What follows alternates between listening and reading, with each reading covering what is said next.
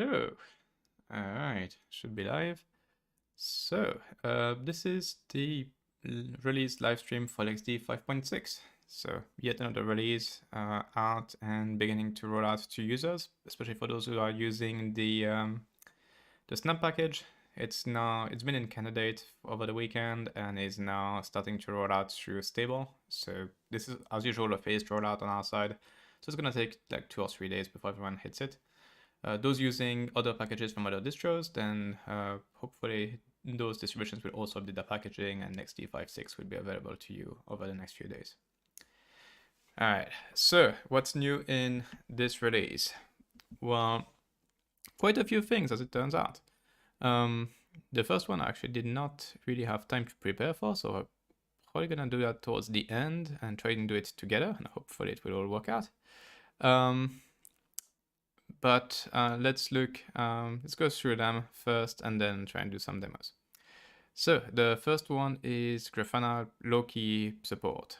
This kind of, for those not familiar, Grafana Loki is effectively a log aggregator and a log search engine from the Grafana team. It's effectively Prometheus but for logs, and LXD does support it now with some additional configuration keys. Lets you point to your Loki server and kind of the pattern you want for your logs, and then get streamed that way. The next feature we have is an extension of what I showed in the previous release, so in LXD 5.5, which was back then the addition of storage buckets on top of the Ceph storage backend. Now we support storage buckets as well on everything else.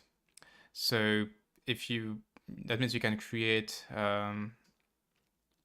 storage buckets directly on top of your normal local LXD, whether it's using directory or ZFS or LVM or PerFS or any of the other storage pools.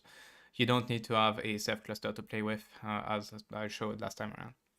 So that's quite nice. It's using Minayo as the backend for that. Minayo is effectively a local S3 solution that actually handles its own clustering and a whole bunch of very advanced features. In this case, we just use it to expose effectively a single bucket, and we've got a bit of a dispatcher thing in front that sends you to the right Minayo for your LXD.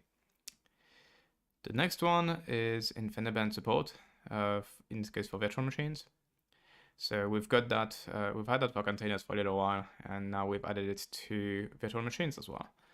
So I'll show you how it's possible on the same system using SRIOV to have some containers and some virtual machines all having Infiniband working. Then we've got restricted network access in projects. So that's a feature that's particularly useful for those who are running environments that can't use something like Oven for virtual networking.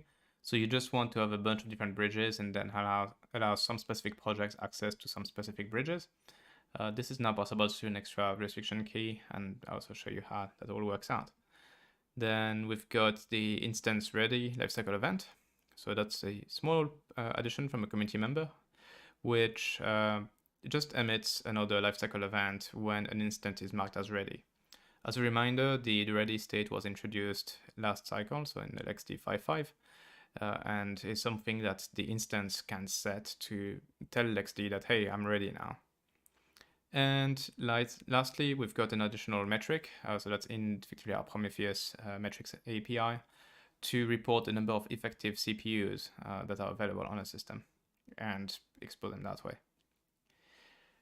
All right, so why don't we go through that? As I said, I didn't get around to really preparing the Loki part, so I'll keep that one for last because, well, it might take a little while. So let's start with the easier items. All right, so moving over to a terminal here. This is one of our test systems. It's currently set up with the basic storage pool on directory. So let's say I want to start playing with storage buckets. So if I look at the subcommands here, I can do bucket, and then you want to do bucket create, and then you want to do bucket create with the storage pool, which would be default, and the bucket name, let's say foo. And that takes a little while, and then that returns that, yeah, it's been created. Here is your admin key as your secret key. If you do show on it, default foo. Sorry, oops, not create. Yeah, show. Then we get the storage bucket. Currently it doesn't have an S3 URL. That's because LXD needs to be configured to actually listen on the network for that. So it's a separate key from the main one that normally lets you configure the LXD API endpoint. It's a separate API endpoint for this, which is, I'm just looking at that. So it's another core config key, and it's, what did I write this thing down? That's where it's in my notes.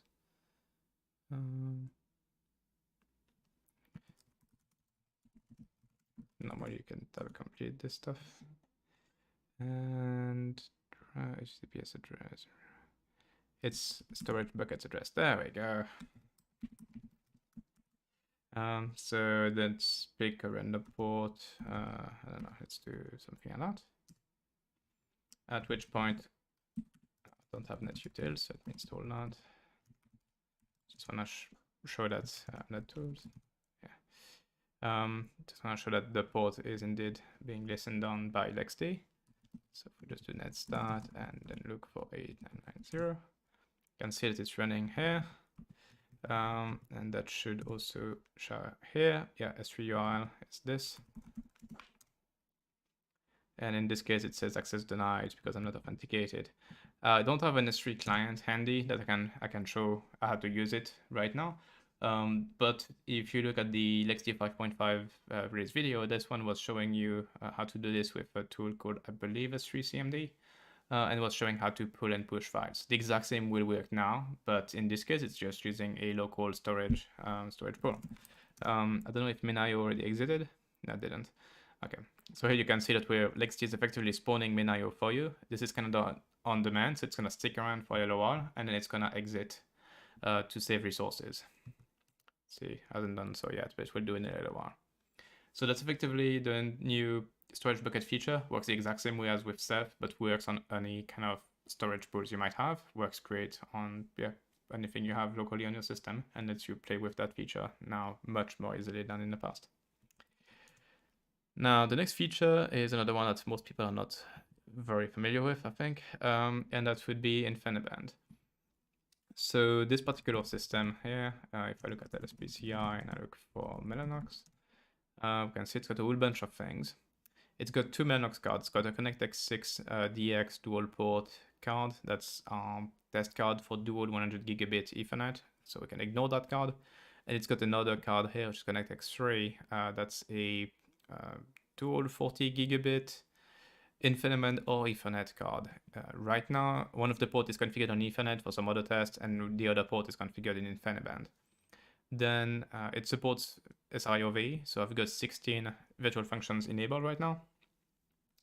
And of those, I've configured 8 to be probed by the operating system, and the other 8 not to be probed by the operating system. What that means is if we look at an IP linked list, we're gonna see the main physical port here for Infiniband, and then there's gonna be 8 virtual functions showing up. So 0 here through 7 here. Those can be used by containers. The other 8 that are not bound to the operating system will be used by virtual machines. All right, now how to use this? Well, I'm gonna be just creating an instance. So let's take a 2204 container image.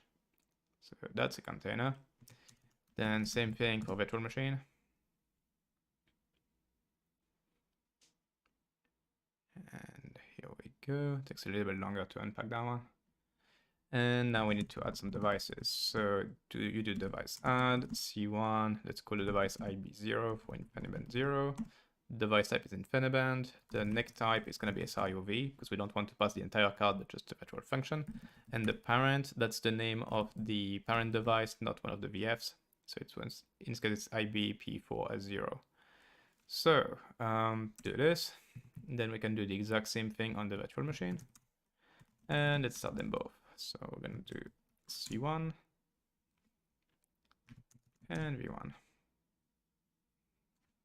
Okay, and now the behavior is going to be a bit different in both cases. The container case, that's been working for years. I'm just showing it for comparison's sake. If you go in there and you look at IP link, you're gonna see here the Infiniband device is displayed. It's state up and everything. Whoops, no, wrong one. This is the Infiniband device. You can see the slightly odd MTU, and also the MAC address on Infiniband is much longer. So that's pretty clear difference there. It's down, which makes sense. It's not actually connected to a switch or anything. Sometimes when we do tests, we actually put like just a loop back cable between the 2 ports on the card. But currently, because one of the ports is Ethernet and the other one is Infiniband, it's just considered to be down. That's fine. The other thing that's passed through is normally there's a bunch of extra Infiniband type devices here in dev Infiniband. So you see a uverbs 3 device. Depending on the set of kernel modules you've loaded for Infiniband, you get additional device. Those are used to do direct memory access and memory mappings and stuff over Infiniband.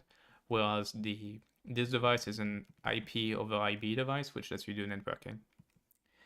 So that's the view inside of a container. Now if we go look inside the VM, it's going to be a bit different. So in the VM, we need to install PCI utils just to see that the card is actually there first. Oops, PCI utils, there we go. Okay, and then if we look at the card, you can see that there is a Mellanox virtual function device that's been passed.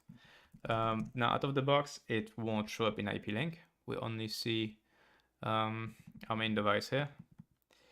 That's normal. This one is actually an anomaly. That's because my card is dual port, so we actually do see one of the Ethernet port. Just ignore that one. Most people won't actually see that when they play with Infiniband. What we do need to do, however, is install the full kernel, because by default, LXD images use a slightly thinner kernel, doesn't bring the modules extra package, which is fine because most of our VMs usually don't have anything like a complex USB device or an Infiniband card or any kind of GPU or anything attached to it. But if you do this kind of pass-through, then you're not going to have the right kernel modules for it, and therefore you need to install a full kernel and reboot to just get those additional modules. So once we've got this one installed and the VM rebooted, it will be able to load the Infiniband module for IP over IB, which will then get us a network device very similar to what the container had. And it shouldn't take too much longer for the kernel modules to be installed, and then just need to reboot. Alright, almost there.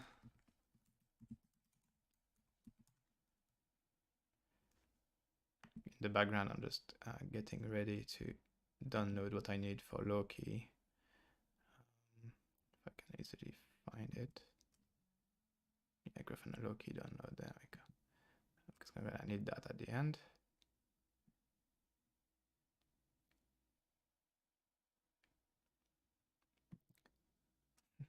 Just waiting for the kernel here to be done installing.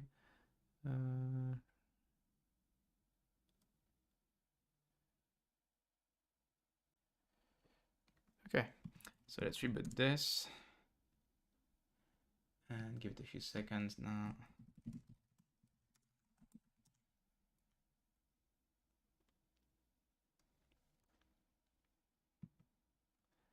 It looks like there's a snap package for Loki. I guess we should be able to use that then. That might make things slightly easier for us.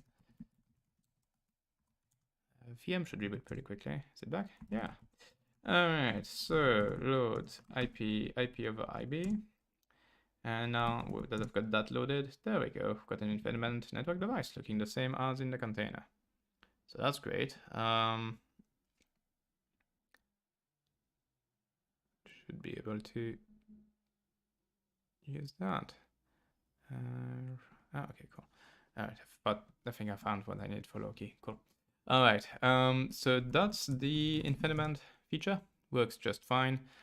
Same behavior inside of VMs as we had with containers before. All right, so next feature is the restricted network access in projects. So for that, I just need to switch system. There we go. And I switch to a demo project here, and now if I look, there's no container on there, but there are a few networks. So here there's no restriction in place right now. We can see a demo BR0 bridge, we can see a physical device, and we can see a the default LXD BR0 bridge. Now, if I turn on restrictions on the project, there's going to be a difference there already. As soon as you do that, because by default, the restriction does not, restricted projects are not allowed to access arbitrary network device, only managed bridges. Anything that's not managed just disappears. That would change if you go and re-enable access to those devices. There's a config key for that. If you do, then you'll get to see them again, but by default, they're gone. And now for the new config key we introduced, which is restricted networks access. And say now you want to restrict it to just the demo BR0 bridge, set that, and the rest is gone. So that's pretty much the basics of that particular feature. It doesn't just filter the network layers, but it also means that your instances are not allowed to use anything that's not listed. So that's very convenient. And if you want to undo all of that, you can just do unset and unset restricted and restricted networks access. Project name, fine, once at a time, networks access. And we're back to normal. There we go. Next feature is the instance ready event. So if I just do this and maybe minimize the top terminal a bit, there we go. At the bottom, you can see I'm listing all of the lifecycle events that are happening on my system. So we can see some of the changes I've done, like project updated on the demo project, which is what I was just messing with. Now, if I launch an instance on there, so just do an Ubuntu instance, we can see instance created, instance started. That's cool. Now let's go inside of the instance. Again, instance exec was logged now. Then install curl in there. And then mark ourselves as ready.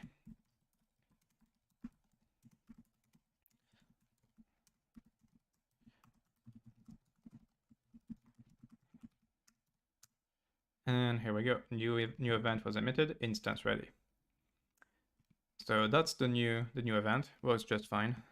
Same thing inside the virtual machine will work just the same.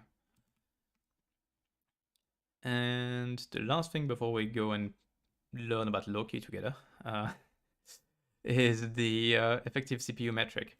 So that's just an additional metric we've added, which makes it easier to figure out how many CPUs are you actually working with for a given instance, which then makes it significantly easier to calculate your CPU consumption and show like a percentage type based CPU consumption. So what I can show is this one. So just getting our metrics, looking for effective, looking for U1.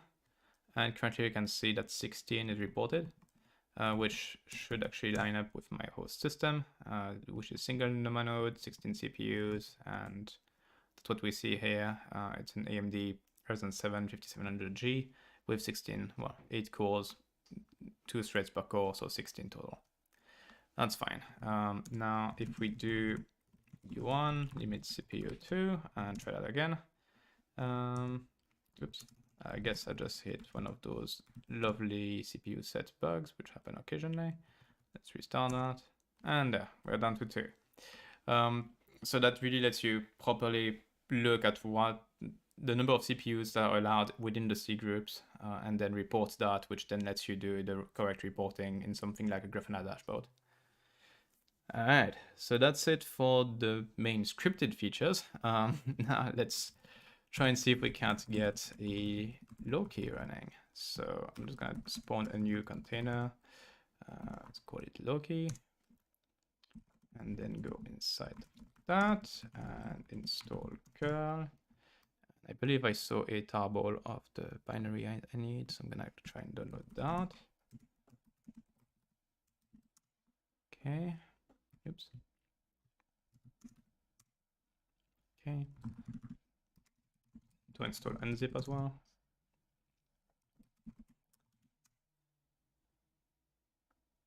What is going on here? Oh, okay, never mind. This one. No. Oh, I bet it's Google.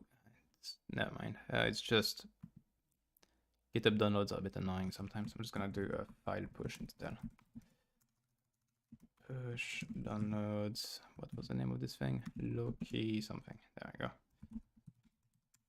Okay. And if I go here, then unpack this guy. There we go. So failed parsing config.yaml. Okay, so it wants config.yaml. Just need to figure out what needs to go in that config.yaml for things to work. I'm assuming there's a README or something else on the repo, which should get us. We don't need something fancy. You just want the most minimal thing ever.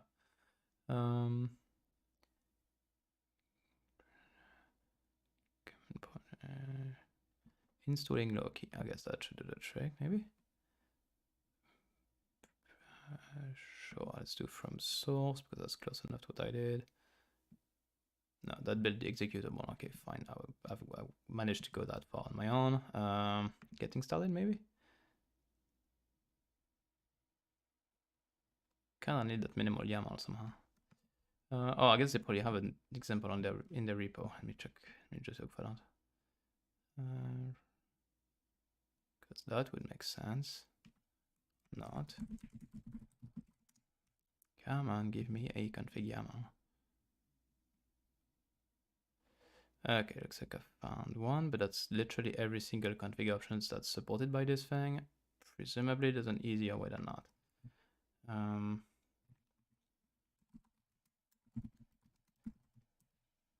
Someone give me a minimal config YAML. Come on. Loki configuration example. There we go. Almost zero dependency. Well, not like that idea. That's using S3, huh? So that's not really zero dependency, is it?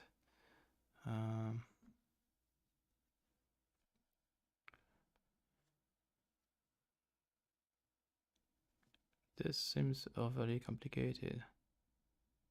Does someone have the simpler example? I really don't need something fancy.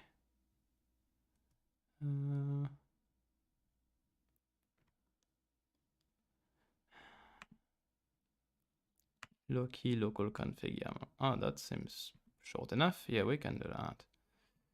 Okay, let's try this thing. So this is found online. So it's gonna bind on 3100, gRPC in 1986.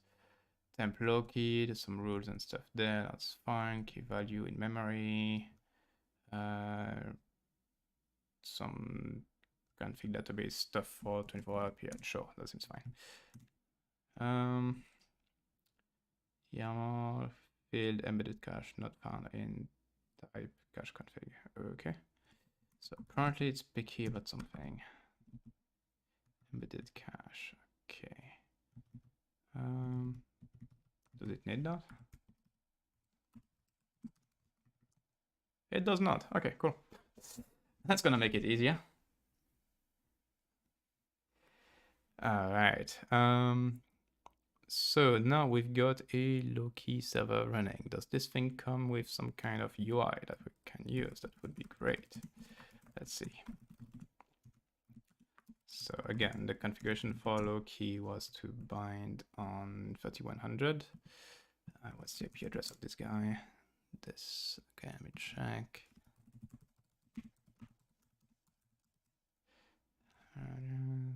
That and 3100. Page not found. Okay.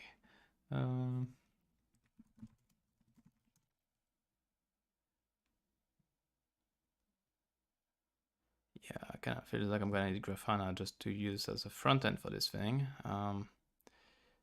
That's not exactly what I was hoping for, though.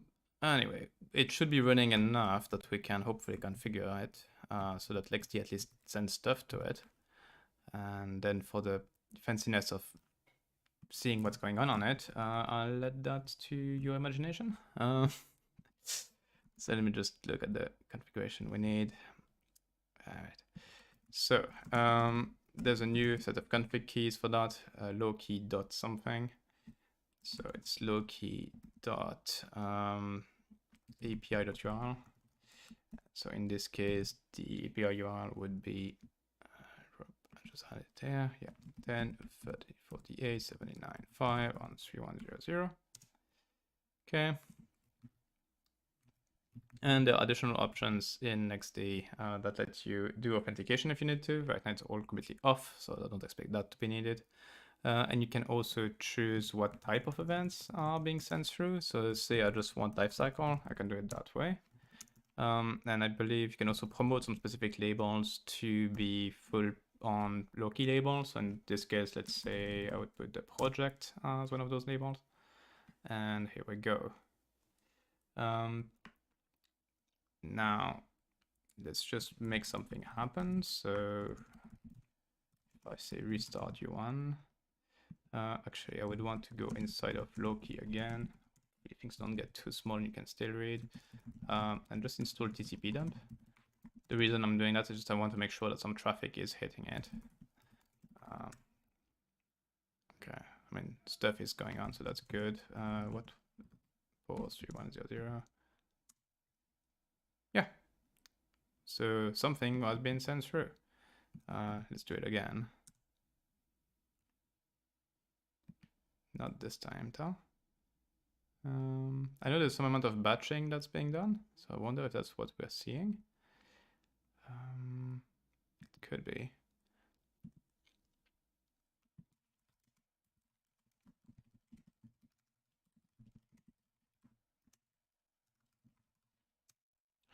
What do I have in here? Let's restart maybe this guy, see different projects if something happens there. Nope, did not. That's entertaining. What am I missing? I wonder if this thing got mad at me somehow. So what happens if I set a different port and then the correct one? Nope. Okay, I mean, clearly that works.